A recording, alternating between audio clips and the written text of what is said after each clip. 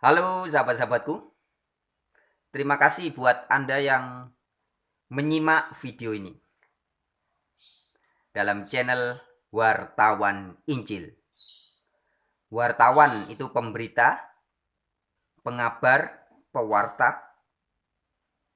Injil adalah bahasa Yunaninya Evangelion atau bahasa Inggrisnya Good News, kabar baik, kabar gembira. Jadi wartawan Injil artinya adalah pemberita, pengabar, berita-berita atau kabar gembira, kabar gembira. Kabar gembira yang apa? Bukan kabar gembira yang berasal dari hal-hal duniawi, tapi kabar gembira yang terkait dengan kerajaan Allah. Kerajaan Allah artinya adalah kekuasaan yang berasal dari Sang Maha Pencipta. Sahabat-sahabatku, pada video kali ini saya ingin menjawab satu pertanyaan dari seorang kawan yang bertanya bahwa sebenarnya bagaimana sikap dari saya sebagai wartawan Injil mengenai atau menyikapi ajaran-ajaran yang khususnya di Indonesia ini yang banyak diberitakan oleh pendeta, orang yang bergelar pendeta ya, atau pastor, atau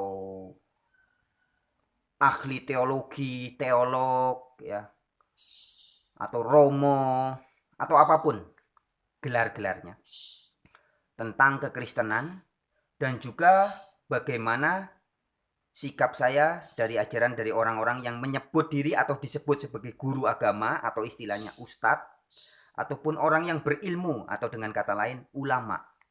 Bagaimana sikap saya menyikapi fenomena di Indonesia ini khususnya.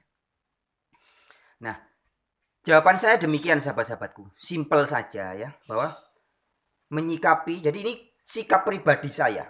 Ya, sekali lagi ini sikap pribadi saya menyikapi ajaran-ajaran yang banyak diajarkan oleh orang-orang baik yang dikenal sebagai ulama atau ustadz atau pendeta atau pastor atau apapun istilahnya. Saya pribadi, saya lebih memilih memutuskan dan berkeyakinan saya percaya kepada kitab suci. Terkait kekristenan tentunya dengan Alkitab atau Bible. Terkait dengan ajaran dari ustadz atau ulama tentunya dengan Al-Quran atau hadis. Al-Quran dan hadis ya. Jadi sikap saya pribadi adalah saya memilih percaya kepada kitab suci.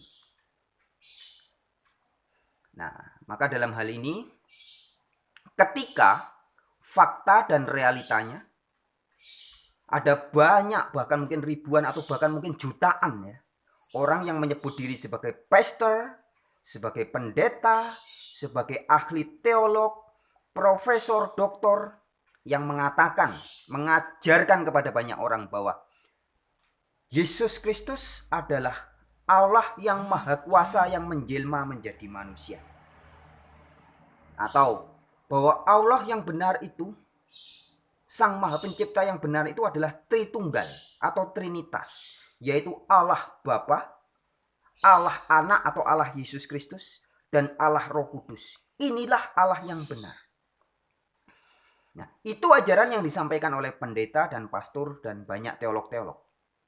Sedangkan saya membaca dengan mata kepala saya sendiri, ini mata saya ini, ya dua mata saya olah dengan otak dan pikiran saya sendiri. Saya cerna dengan hati nurani saya sendiri. Di dalam Bible atau Alkitab tidak seperti itu yang diajarkan. Yesus Kristus di dalam Alkitab begitu jelas, terlalu jelas bagi saya ya. Yesus disebut sebagai nabi. Yesus diberi gelar sebagai orang yang dekat dengan Allah atau anak Allah. Yesus disebut sebagai Mesias atau Kristus yang artinya orang yang diurapi, dipilih oleh Allah. Yesus juga bergelar ada singa dari suku Yehuda, anak domba Allah dan sebagainya. Yesus juga disebut berulang kali oleh para rasul sebagai hamba Allah. Hambanya Allah. Hambanya Yahweh. Ini yang saya dapati di Alkitab. Dan bagi saya terlalu jelas, terlalu terang benderang. Yesus adalah nabi, utusan Allah, hambanya Allah, orang yang diurapi oleh Allah. Sangat very clear bagi saya. Oleh karena itu, Saya lebih memilih percaya Alkitab, percaya kesaksian Bible, daripada ajaran dari orang-orang yang bergelar. Oleh sekelompok manusia orang itu diberi gelar pendeta lah, oleh sekelompok golongan orang itu diberi gelar pastor, atau bahkan dia menggelari dirinya sendiri sebagai teolog, sebagai ahli kitab suci dan sebagainya. Maaf, saya menghormati mereka, saya mengasihi mereka, tapi saya tidak mau ikut ajaran mereka. Saya lebih memilih ajaran Alkitab atau Bible, bahwa satu-satunya Allah yang benar adalah Bapa atau Yehova atau Yahweh. Dan Yesus adalah utusan hamba dari Yahweh itu. Itu terhadap Alkitab atau kekristenan. Kemudian terhadap kitab suci Al-Quran atau hadis, saya juga lebih memilih percaya apa kata Al-Quran dan hadis ketimbang ajaran-ajaran dari orang-orang yang disebut atau diangkat sebagai guru atau ustadz atau apapun istilahnya.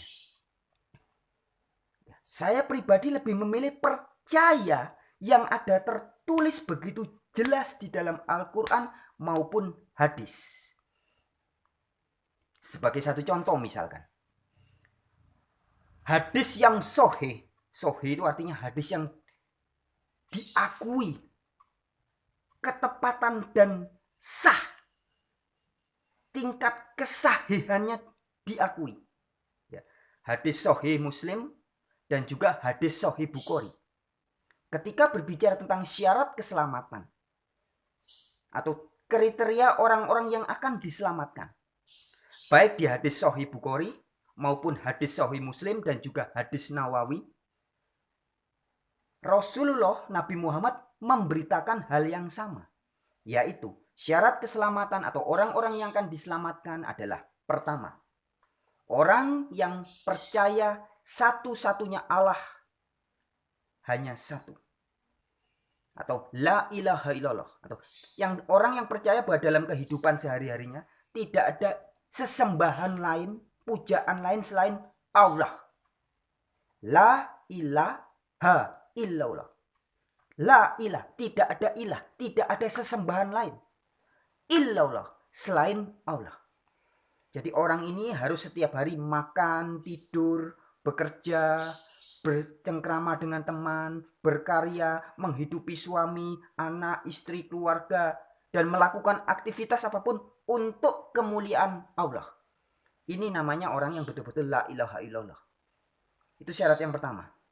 Ya. Yang kedua, percaya Nabi Muhammad utusan Allah, Rasulullah, artinya pembawa risalah dari Allah.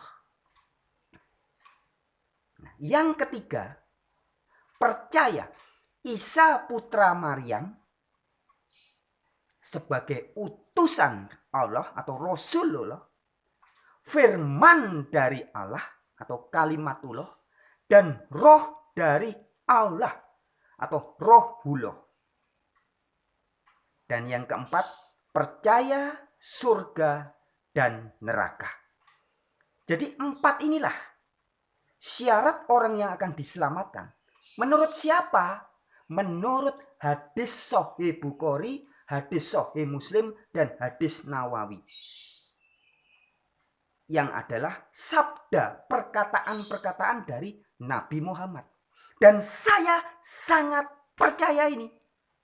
Saya percaya bahwa orang yang akan bisa selamat adalah orang yang betul-betul setiap hari hidupnya bekerja, makan, tidur, terus buka channel YouTube, nonton YouTube, dengerin YouTube, buat video di YouTube, ataupun melakukan apapun, adalah tujuannya, motivasinya semata-mata untuk kemuliaan Allah.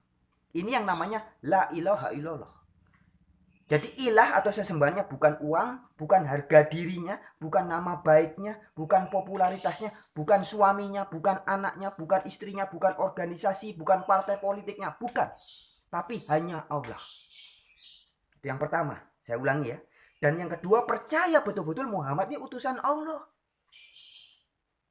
Dan yang ketiga, nah ini yang jarang sekali diberitakan oleh orang-orang yang disebut atau kenal sebagai guru agama atau ustadz atau penceramah atau ulama atau apapun istilahnya ya. Ini jarang diberitakan.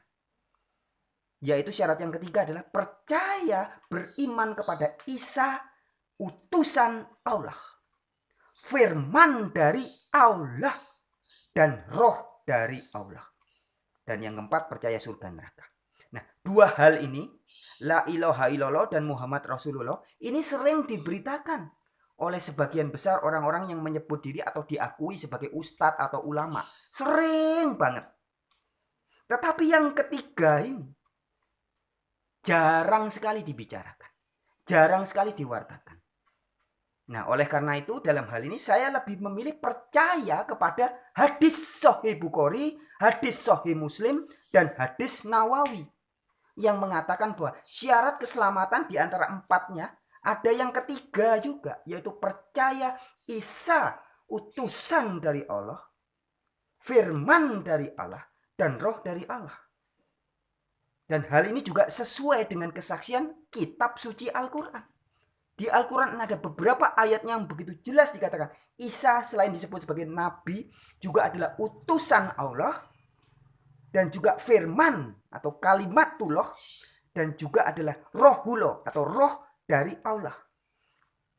Nah, jadi sikap saya lebih percaya apa kata Al-Quran dan hadis ketimbang ajaran-ajaran yang populer dari sebagian orang-orang yang menyebut diri atau disebut atau diakui sebagai guru agama lah, ustadz lah, atau apapun sebutannya. Itu sikap saya. Intinya saya lebih percaya kitab suci. Apalagi ini zaman now sahabat-sahabatku. Zaman sekarang ini kita mau membuka hadis, kita mau melihat kitab suci dalam berbagai versi itu ada banyak di internet. Gampang sekali ya. Semuanya sudah online, semuanya menjadi semudah menyentuh layar screen ya. Jadi gampang. Apa betul Al-Quran mengajarkan Isa adalah kalimatullah, rohullah? Kita bisa buka dengan sangat gampang. Apa betul ada hadis Bukhari, hadis Muslim yang mengatakan bahwa Isa adalah Rasulullah, firman dari Allah dan roh dari Allah? Kita bisa lihat. Tentang Bible, apa betul Bible tidak mengajarkan Trinitas? Kita bisa buka sendiri. Tidak harus dikit-dikit tanya dulu. Kalau dulu kan tanya kepada pastor, romo, doktor, profesor. Sekarang nggak perlu. Kita bisa buka sendiri Alkitab, Bible. Yohanes 17 ayat 1-3 misalkan.